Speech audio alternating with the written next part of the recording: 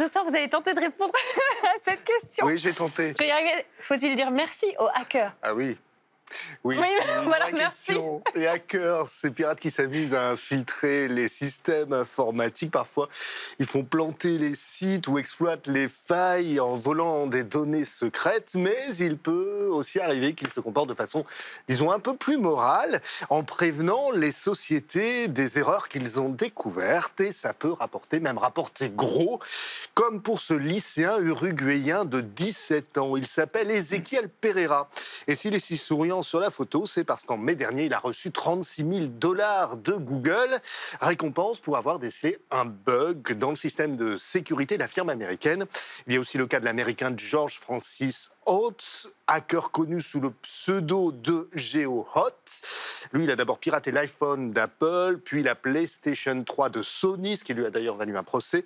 Puis il a repéré un défaut de sécurité dans le navigateur de Google Chrome. Et à lui aussi, Google a dit merci 150 000 $ avec en prime un poste et un bureau dans ses locaux. Si votre ado ne sait pas quoi faire de sa vie, de son avenir et ne sait pas quoi faire comme boulot plus tard, vous pouvez lui dire que pirate informatique, c'est pas mal, ça embauche. Ça rapporte gros. D'ailleurs, même les gouvernements font appel aujourd'hui aux hackers. Par exemple, la Suisse qui vient de lancer un grand concours pour s'attaquer à son système de vote électronique.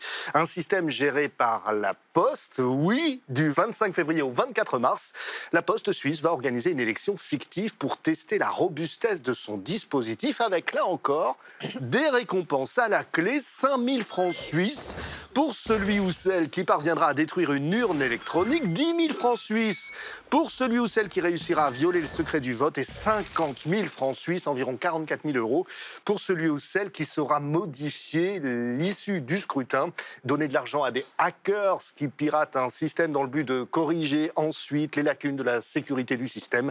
C'est ce que l'on appelle un programme de bug bounty. Et les États-Unis ont déjà fait ce genre d'opération. C'était en 2016, le projet Hack the Pentagon, 1400 participants et près de 140 failles qui avaient été découvertes à l'époque. Après ça, il y a eu le projet Hack the Army, pirater les principaux sites de l'armée de l'air aux États-Unis. Chaque fois, l'idée est la même.